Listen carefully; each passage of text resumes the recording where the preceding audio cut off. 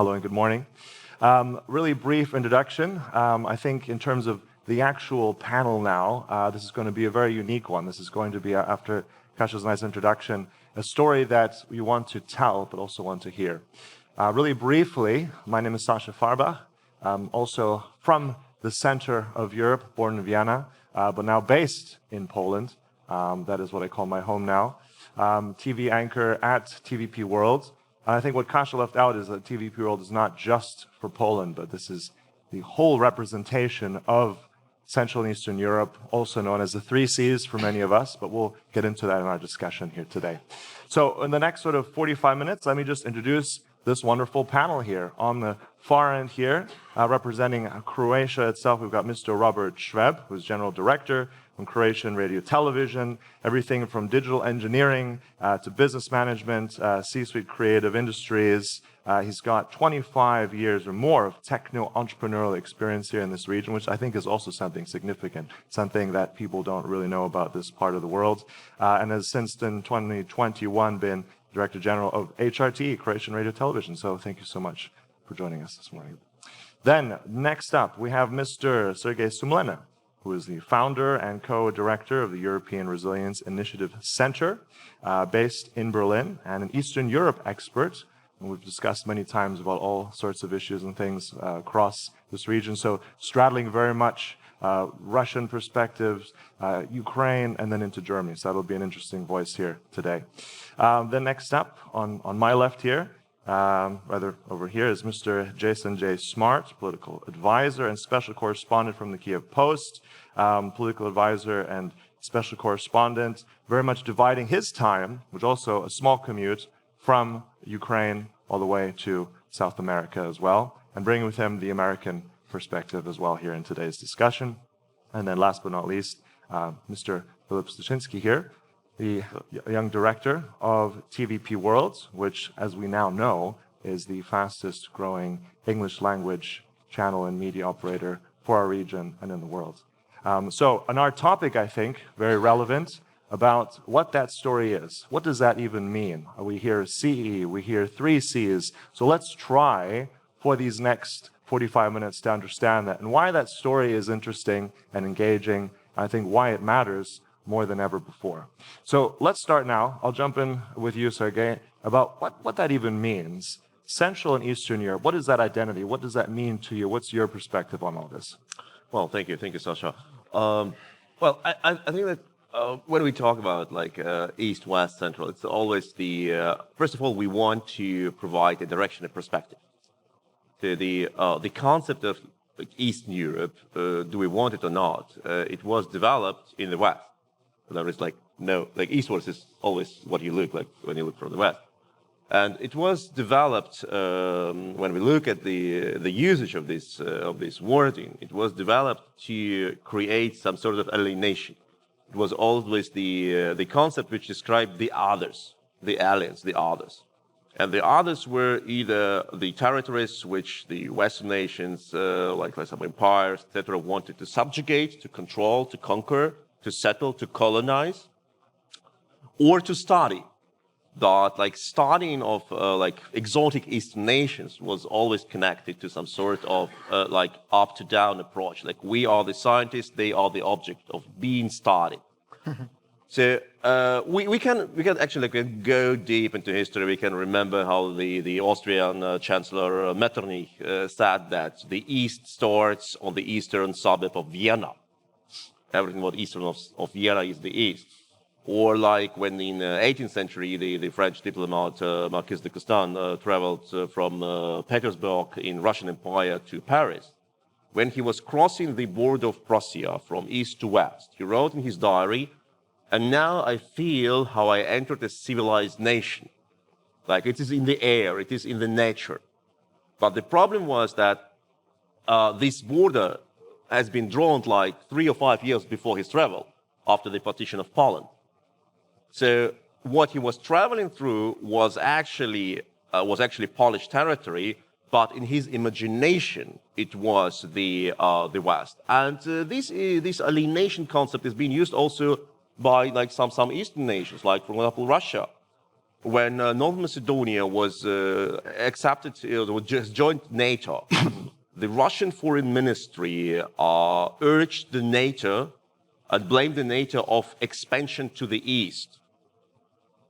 Like from perspective of Bulgaria or Romania, North Macedonia cannot be expansion to the east. But in the Russian perspective, everything which was the west was the bad, and east was good. So expansion to east was bad. So this is the concept, is an imaginary concept. It is purely ideological, and it was created as a part of alienation, dividing, like concept of division, etc. And we can use it other way now, but we must understand the origin of the concept to avoid misusage of this concept. Also interesting, we spoke about that earlier, Robert, that special place that Croatia has in all this, right? What is the West for you, right? And we talked about also going back a little bit more history. Don't worry, this will not be a history lesson. But we mentioned the Roman Empire. We mentioned the concept of the West. What does that mean for Croatians? But just before that, thank you, just to refer back to the general concept of East and West. You know, I was, ever since we discovered that the Earth is a sphere, not a plate, you know, I think this concept is evolving from different perspectives. So just from my experience, I was working with the international news channel for some years, and I remember this concept was like, what's East and what's West? And they were always saying to me, you know, everything behind the sun is East. You know, because we were evolving, you know, through the day with the sun. So yes, definitely the concept of East and West is coming purely from a different perspective.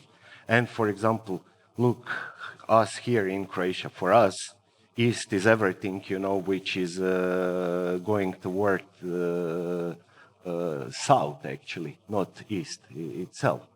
And this is all rooted in history.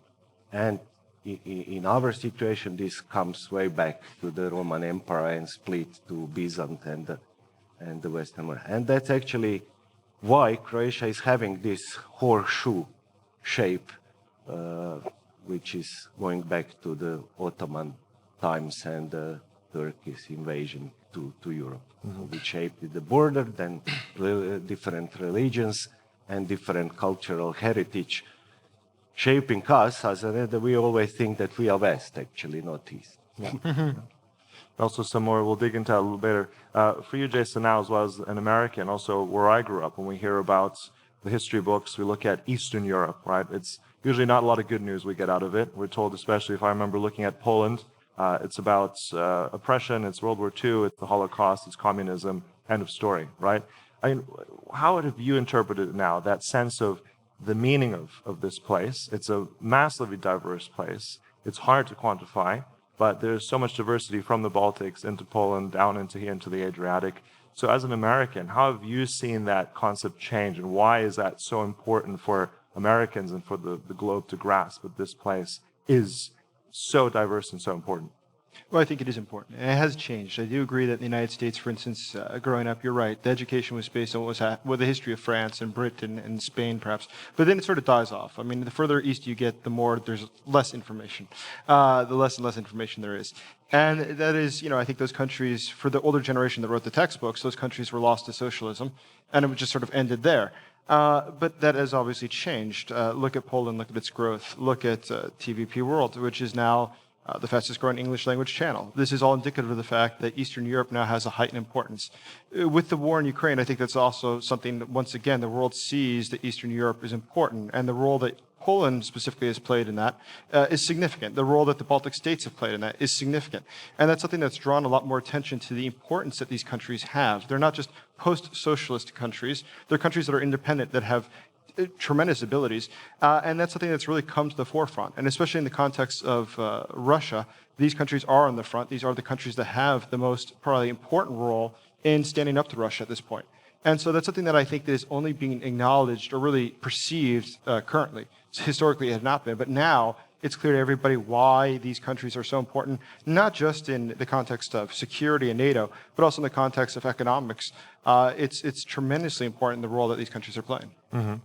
And also, on what I touched on there with Filip as well, let's go to you for a minute, because I know a bit of Polish history at this point. I've studied the region. I lived there as well. And like trying to break against the idea that, Poland is back to communist, Eastern Bloc. And I mean, you yourself, you're running this channel. You yourself see yourself as a European, as a Pole. What is Central Europe? And I think also Poland plays such a vital role. I mean, most people will not know another history fact, that the Polish Constitution, right, that preceded the French Constitution by 6 months. Most people in the United States and the West have no idea. And I think it's a bit unfair, unjust by history to have these wonderful facts buried. I always say Poland is tip of the iceberg. There's so much to understand, to know. So for you, what does Eastern Europe, Central Europe mean for you now in the context of our modern world?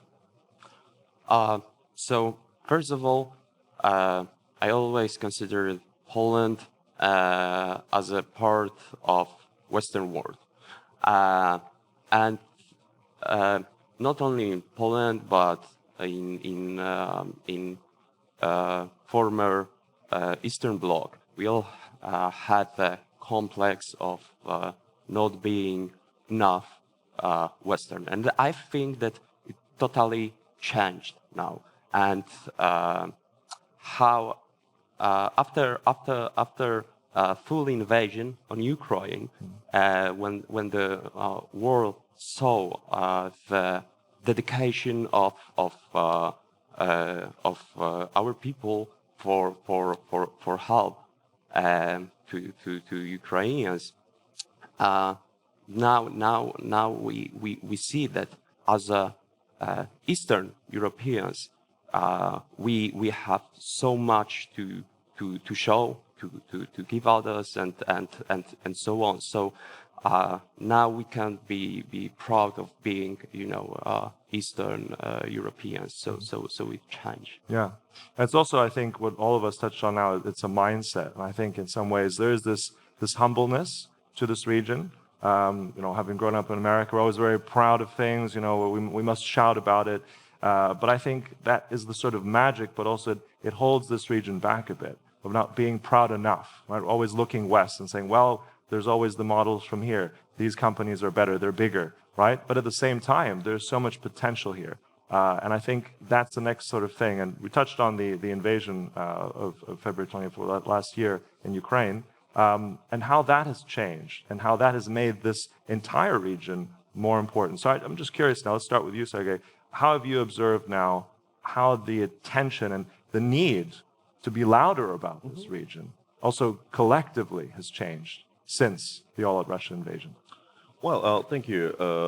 It is. I think that was the full-scale invasion of 24th of February. It was this "I told you so" moment, because the Ukrainians told all the time that Russia will invade Ukraine as soon as Nord Stream 2 pipeline will be built.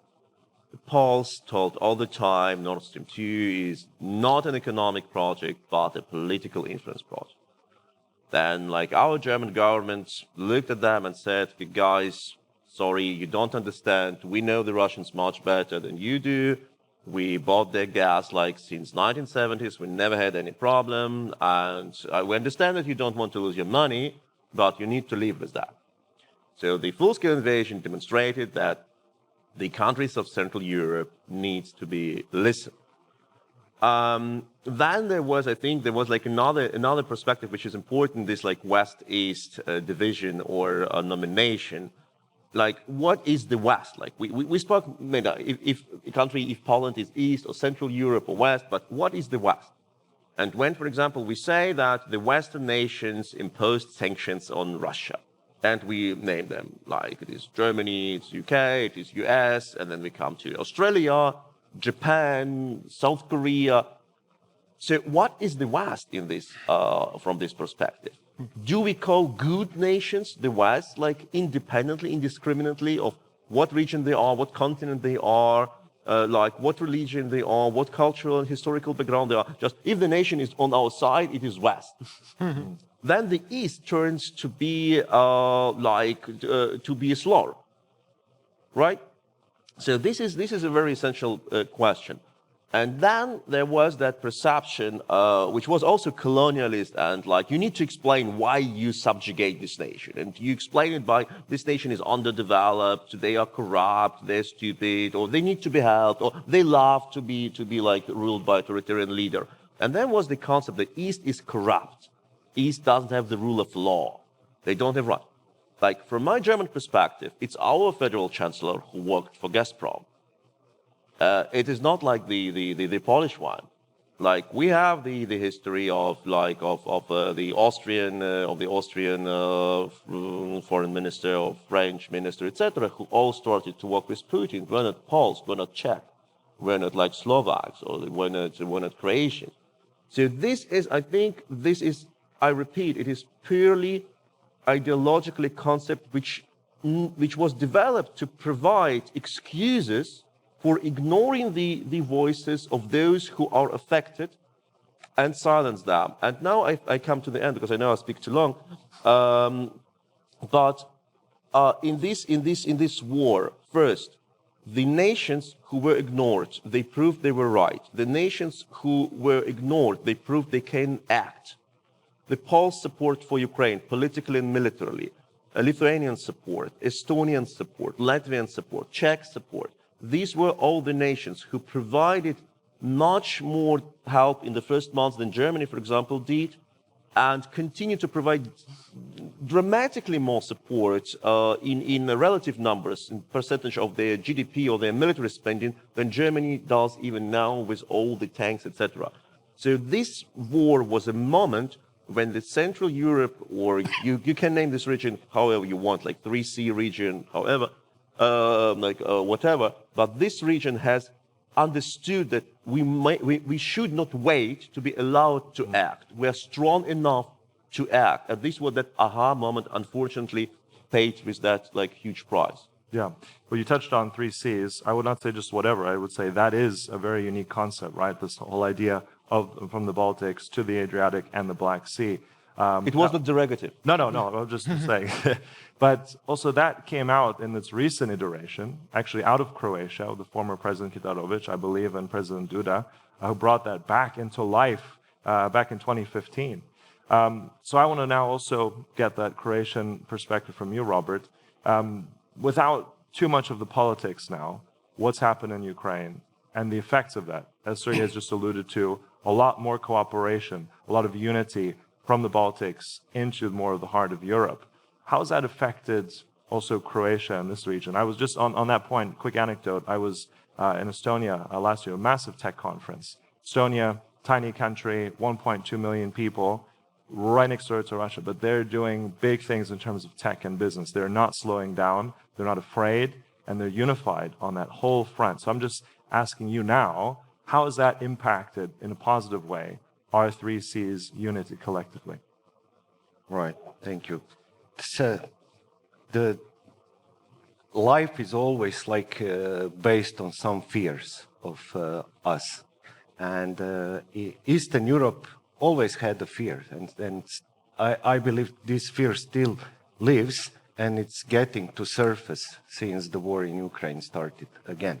And this is fear of probably for Polish people could be a fear of potential of rebuilding the Eastern Bloc.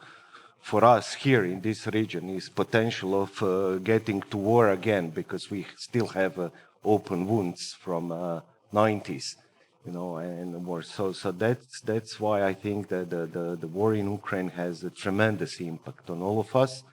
And we should also take into the consideration that the entire world is changing, not only because of the situation in Ukraine, but we are facing with the climate change. We are facing with the fourth industrial revolution, what the impact on the future jobs will be. Then we have artificial intelligence coming door big time. And all of this, then we have a world which is very interconnected. So now I can employ people living in Philippines or in India to work for European or American company while staying home. So this all puts totally different perspective comparing to previous generations and that's why we should take this into account, and we should tell the story to people how everybody can have some value, taking value out of it and find their way in this very complex world of us. Coming from a Croatian perspective to CEE, definitely after the collapse of Eastern Bloc, we had very difficult times during the war and then many years after the war, but since we entered the EU and so everybody feels like economy is flourishing, tourism is going well, and we see benefits. We see much benefits, and we are very innovative people, so we are very proud for a small nation that first of all that we are very good in football. So everybody recognize us, from from America or the West, we know Croatia. But also we are very proud on, for example, our innovation. We are a small country with 2 unicorns, which brings us to the very top in the world on that. And there are lots of benefits, but there are still fears are still living, Yeah. I want to touch on that subject of fear. And I think also this is something that's still holding this region back. Filip, to you, let's go a little bit about the changing face, not just of this unity politically, but I think also economically, right? And with the 3 Cs, if we look at that again, those 12 nations within the European Union down here into Croatia. But let's focus in also on your native Poland as well. I think most people would not really understand and know the intricacies of the Polish economy, but I think it's doing better and better. It's resilient. It's growing. So tell us a little bit about how Poland has developed, even before the crisis, even despite crises. We have more American investment. We have big tech companies investing in Poland. So tell us about a little bit how Poland is still strong, not just, as we said, this unity of political leadership, but also economic leadership. So now we are making 1% of world's GPT. So it's the first thing. We are growing, but the most important thing is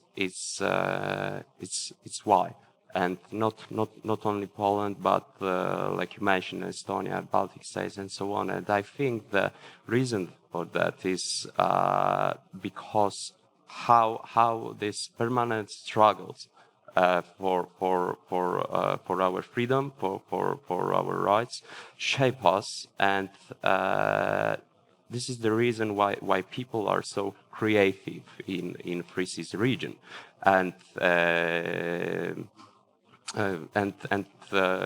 you can see it in the business, you can see it in the culture, and in our attitude and how hardworking people we are, not only as Poles, but of course as a Ukrainians, as Croatians, and go on. Yeah. I think also now over to America for a moment, Jason, as well. Like we know America is very much involved in this part of the world, more so. But we see a lot of private investment, right, as I alluded to. We see a lot of, as we just said, 2 unicorns here. Estonia has even more. Poland is rising also very specifically, which is another topic, which is deep tech, right? A lot of this, biotechnology, a lot of things in drones, a lot of things like this is, you need smart people for this. This is not simply outsourcing something. So tell us a little bit about your sense of, what that means for American and more, if I say Western investors coming into this part, how important it is and why it matters and how they can contribute as well to this growth even more.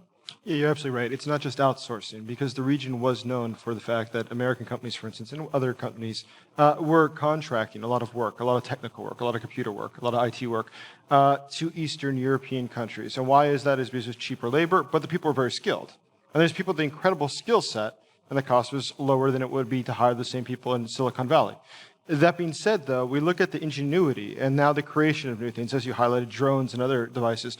The technology here is picking up by itself. It's autonomous. There is a natural talent of the people, and there is a desire. There is a very entrepreneurial sense in the region that's very strong. And as time goes on, undoubtedly, I think per capita, we will see a lot more investment and a lot more development of different sort of technological ingenuity. And that's due to the fact that the people here have the skill sets that are necessary, the education that's necessary, and the understanding that's necessary to not only conceive of a product, but to bring it to market and make it in a marketable way that it becomes a global product, not just a regional product, which historically I would imagine many people would think of many of the products that came up as being sort of regional or local. But at this point, it's going to reach a global market. And we see that now. And as the economies develop, I have no doubt that the Three Seas region will become a major force in the next generation of entrepreneurial spirit globally. Mm-hmm.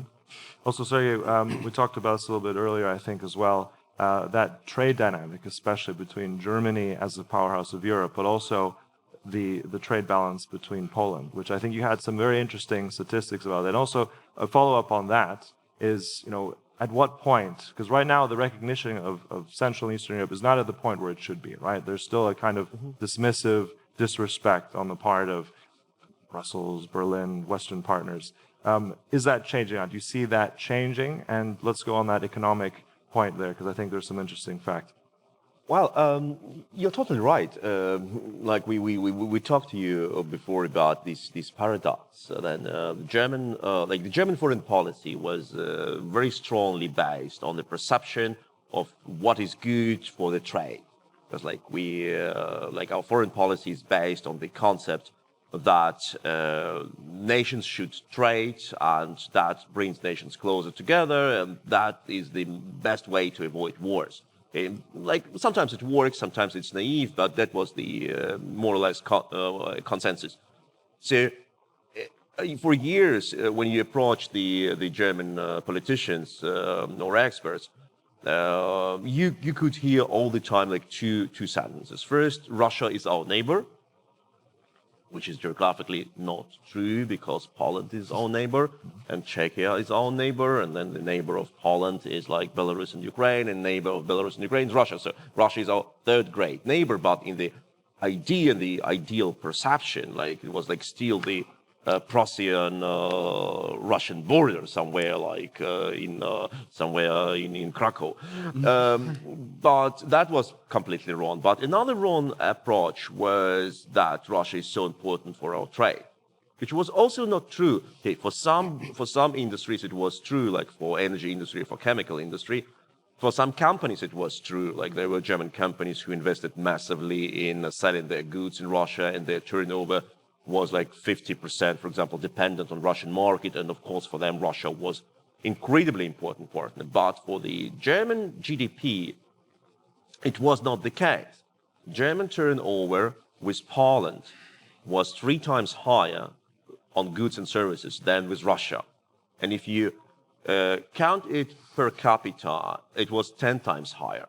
But I have never heard in German political discussion, foreign policy discussion, we need to find some compromise with Warsaw, because Poland is our neighbor, and Poland is so important for our economy.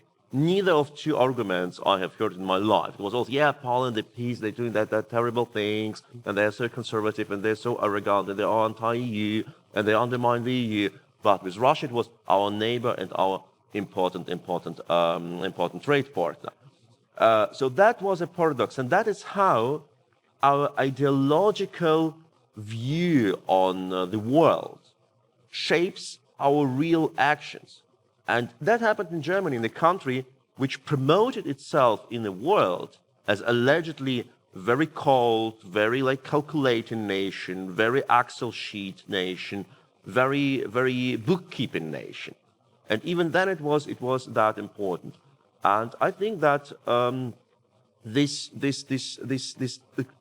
misconcept of what is important for you, what are the facts, who are your real neighbors, who are your real friends. I think even in the case of Ukraine, the Ukrainians, I think they also experienced that aha moment when they realized that it were the Poles who stood massively on their side. And I think that, honestly speaking, most of the Ukrainians didn't expect that much of support from Poland, both politically, humanitarily, and militarily. And I will end on this topic. Okay. Lots more to dig into. Over to you, Robert, in terms of this, you touched on these these stories, these incredible companies that have come from Croatia as well. I'm curious, do you sense, for you, you're in the IT space, you said this is something that is known. When I said, well, the general Western audience, Americans, Western Europeans, they don't know that these innovations have come from this part of the world. So then I'm wondering, what have we been doing wrong and what can we do right to make sure that more people are understanding that? Don't look at just Croatia and say, oh yes, well that is a wonderful place, we're in a fantastic place, but it's more than tourism, right? Yeah. It's also technology, it's also innovation and business. How do we change that mindset? Yet again, I think this is all rooted in history, and we need to learn as a region and the nations to become more entrepreneurial and more, focus, on business development, because we just don't have this DNA in ours. So when I launched my first company, I decided to do it in London, although we did the R&D here in Croatia. So the entire invention and all the smart part of the business was, done here. But we couldn't sell anything from Croatia. Made in Croatia just doesn't sell, but made in UK sells better. And we had sales and marketing office in London, couple of people there just for the badge of having this Western, means. So that's, I think, that's something that we are missing. But saying that this is rooted in history, this is because of our socialism heritage. We just don't have, we don't educate people, we don't have this, we don't train people to be entrepreneurial. Everybody is more focused on what the government, what the state will give us, instead what we do, to exit the global market, to do the proper stuff. And funny part is that you still have this, and I'm seeing this every day. You still have nice companies from Ukraine, from Poland, from Romania, you name it, but they are actually branded as American company or a Western company, and especially in this smart IT sector, but in other parts as well, like medical development and but there are movements. So we have in Croatia, we have some people who made like a big success on international business scenes, like Rimac, for example, and so it can be done, but we need more people. We need young generations to become more entrepreneurial and more focus on a global market rather than small businesses in a local shop. And we need the media's help in telling engaging stories about that, just in case anyone from the media here, right? But yeah, also back to that, because I think if we think of, major success stories in this region, let's talk about also, you said, it made in Croatia, made in Eastern Europe. We're not East, we don't want that. Does that change, Jason, if we talk about a different label, this 3 C's? I'll come back to that now, right? And I think that is a very complex understanding, but I think it works, right? It works because it is very encompassing, it's fresh, it is about perception, it is about branding. So from Americans, if we're looking now into this area, how effective do you think that is? Now we have this, as we said, political unity, there is obviously business potential. Is it branding? Is it changing now? Are the perceptions more open that, this is a place that stands for resilience, for unity, and also for good branding? Well, I think branding is actually key. But we've seen this historically in other countries, how branding has changed over time. Made in Japan wasn't always a positive brand. Japanese goods had what is today probably what Chinese-made goods have the reputation of being cheaply made. It did not have the reputation of being really the best. Today, Japanese, I think nobody would argue, Japanese cars are very high quality. Technologies are very high quality. And that's the reputation it's developed. But that was tried and true over a number of years. It was a long period of people having experience with Japanese imported goods where they had the realization that, in fact, this is superiorly made.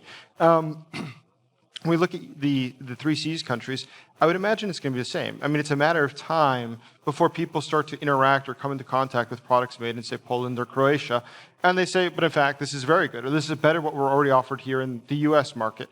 And as that happens, as it develops, and people have their natural contact with these goods, they will come to the conclusion themselves. I don't think it necessarily needs to be branded as an intentional effort, but simply as a means that people will, over time, naturally, come into contact with these experts or these products that these experts produce and realize that there's something special. There's something that cannot be found necessarily already in the Western markets. And so I think it is something that time will tell, time will show, that will have the most impact rather than an intentional branding per se of the region.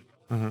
I think also, correct me if I'm wrong, if anyone on the panel knows this, but I think one of Europe's, if not the biggest gaming company right now, CD Projekt Red, that's Polish, they're still based in Warsaw, and they're leading. That's bigger than Ubisoft. So that's another thing most people don't know. So you had a just point a short remark. You have mentioned this like made in Japan label. I think like many know this history how made in Germany label had been created. It has been created not as a sign of quality, but quite the opposite, as a sign of enemy. It was created in the UK during the First World War when Germany was, or before, when Germany was an enemy. And Germany was alienated exactly on this concept, the East, like Germans were the Huns, like an Asian horde, which is also a very colonialist and alienating concept. And so to mark the products which come like from Germany, the Brits developed this made in Germany concept where they are bad. But now made in Germany is a very good concept. So it is very volatile. It's very volatile, and we don't know how it ends.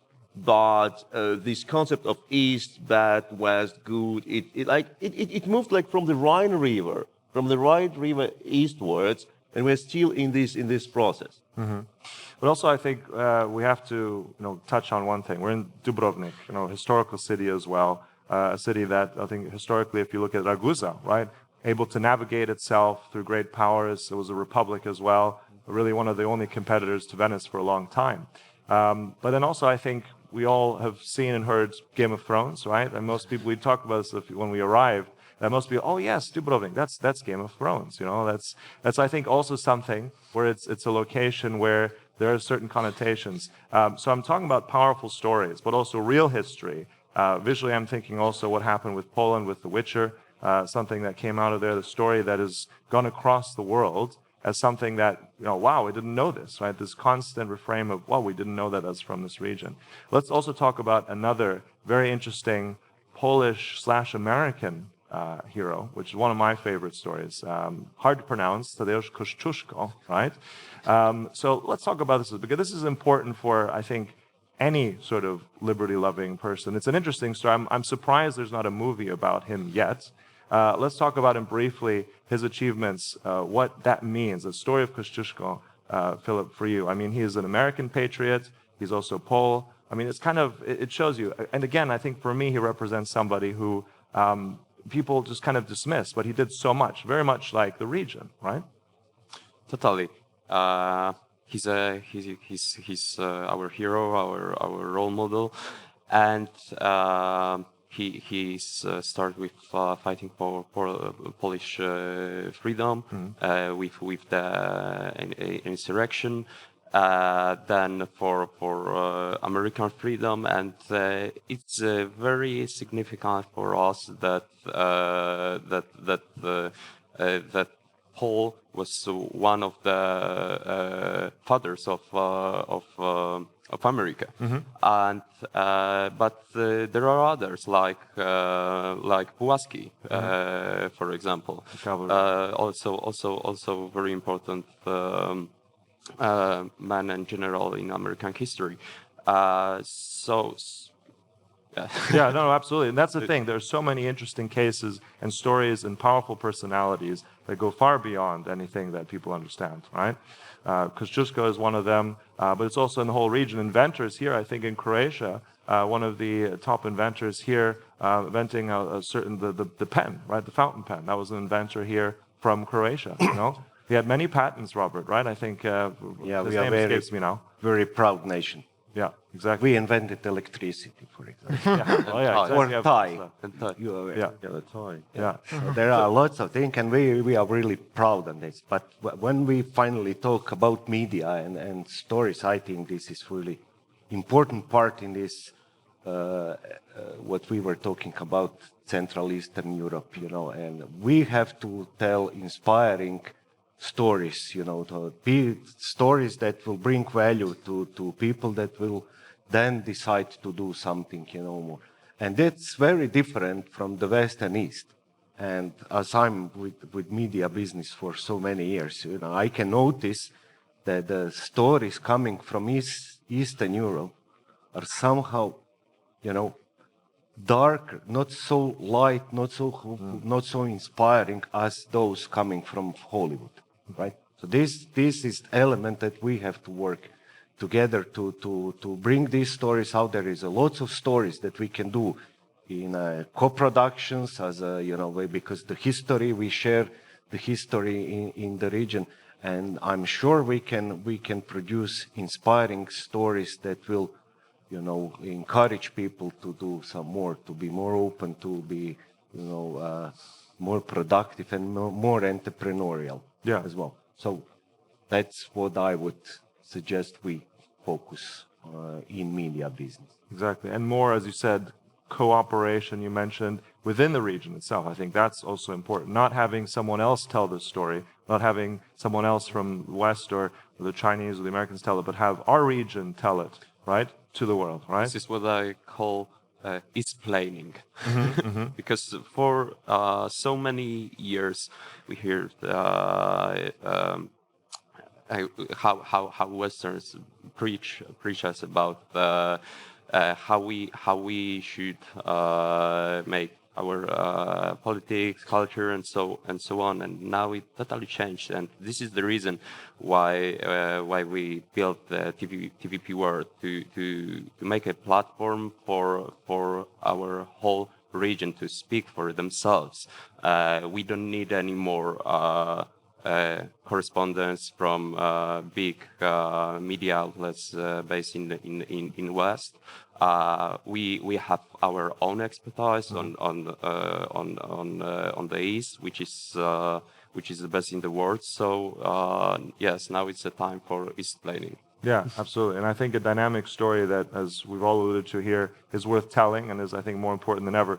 As we're coming now to the close here, I want to go just briefly to the rest of the panel here and say how we can change that message, just really briefly, and how we can do that. How can we improve that message collectively for the 3 Cs, for the CE? Well, I think it's over time, and I think it does sort itself out. It's going to be natural because there's such strength in the region. There's such natural aptitude and ability that I think that just time itself will show people and demonstrate to people what is available here and what this region offers. That's more than just the historic legacy of socialism or warfare. It's much more than that. And as time goes on, the natural exposure that people have to the region and to the innovations here, I think it'll speak for itself. Time will tell. Absolutely. Any closing comments there, how we can improve this? I think that we need to deal with 2 problems. First is to be heard, but to be heard not as an alien, but as a member of the club, like as one of us. So it's not only the question of if the Western nations are ready to hear to the Central European or Eastern European nations, but it is the moment when they listen to them, they don't think automatically, okay, that is opinion from outside. And now we come back to our club and discuss what these outsiders had to say, because this is not enough. This is not enough. And the second thing is any empowerment process, any emancipation process comes from understanding of not only the fact that I have been oppressed, but of understanding the fact I can do things by my own. I'm strong enough and I can unite with those like me to do our own things. I don't need to be accepted. I don't need for my existence, I don't need a good smile from my former oppressor. That is also interesting, how to combine these 2 things. Thank you. All right. Any last 4 words here from Croatia? Maybe that's. I believe that the media landscape of today's world is giving us enormous, unlimited opportunities to tell the story, which will be listened and seen around the globe. Yeah. So the language barrier is not in existence as it used to be before. So any Polish film or a Croatian series can be watched in Mexico or America without any problems, and that's the way how we can tell the story, but we need to learn to tell the story, actually. Exactly, and that's why this is all help. So with that, I want to thank each one of you, Robert, Sergej, Jason, Filip, thank you so much. Thank you. And thank you for listening, and let's tell that message for this region. It's really important. Thank you so much. Thank you.